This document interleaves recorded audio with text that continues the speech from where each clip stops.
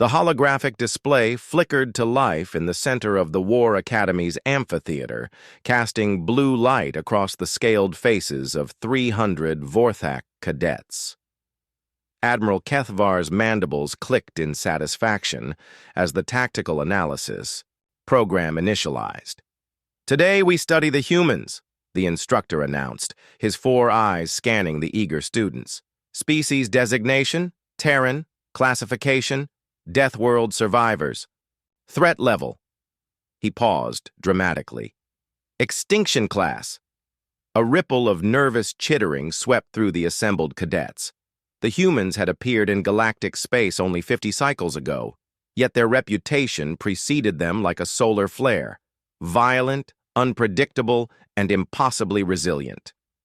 "Observe," Kethvar commanded, and the hologram shifted to show tactical footage from the Battle of Kepler Station.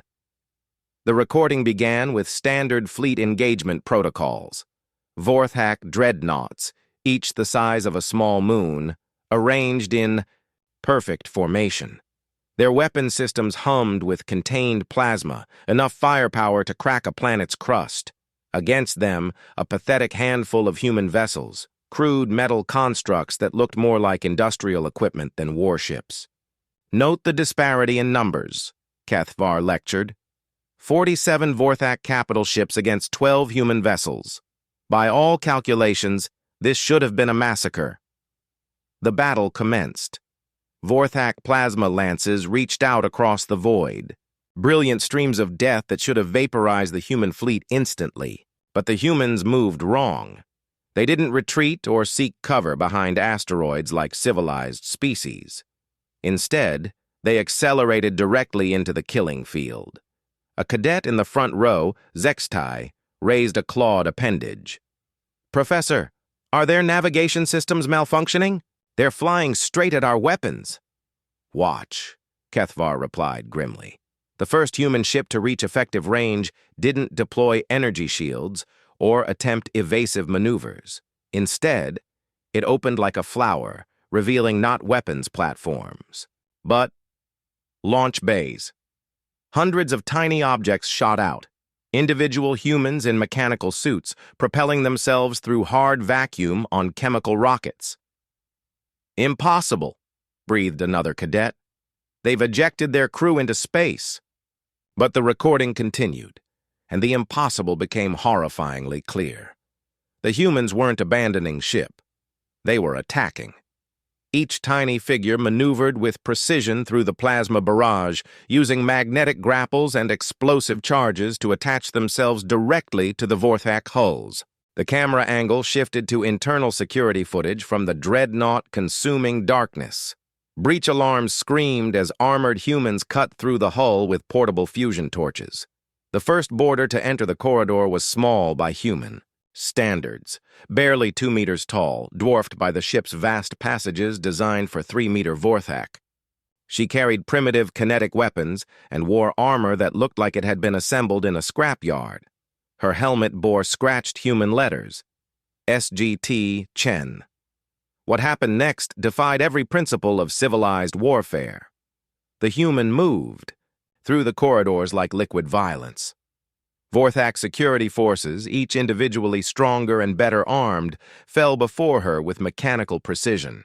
She used the ship's own architecture against them, turning maintenance shafts into killing, corridors and gravitational systems into weapons. When cornered by a full platoon of elite Vorthak warriors in the reactor chamber, she didn't surrender or negotiate. Instead, she began dismantling the containment field generators with her bare hands. Is she attempting to cause a reactor breach?" Zextai whispered, his scales rippling with disbelief. "Not attempting," Kethvar corrected. "Succeeding."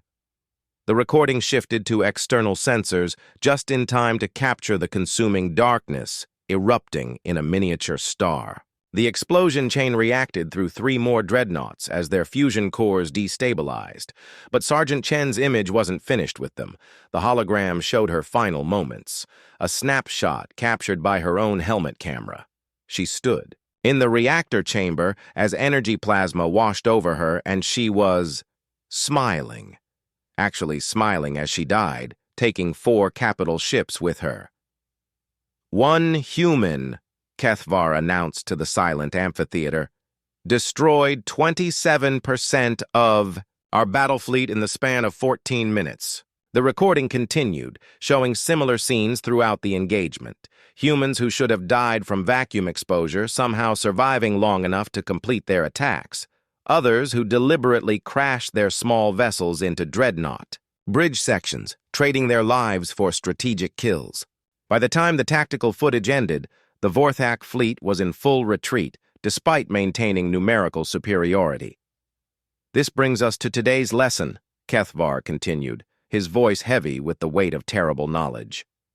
How do you kill something that doesn't fear death? How do you defeat an enemy that views dying in battle not as failure, but as acceptable cost? A cadet near the back raised a tentacle. Sir, surely this was an anomaly? One particularly unstable human unit?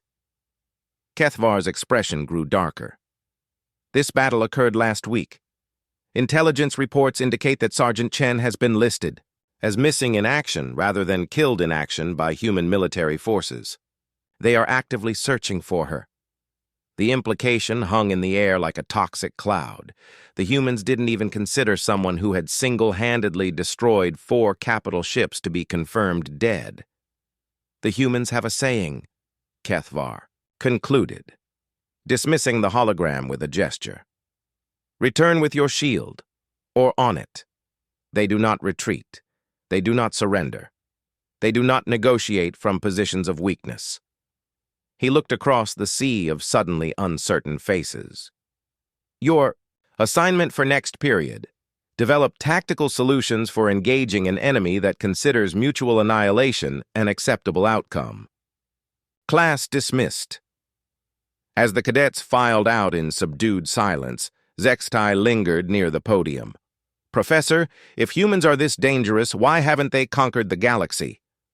Kethvar considered the question carefully.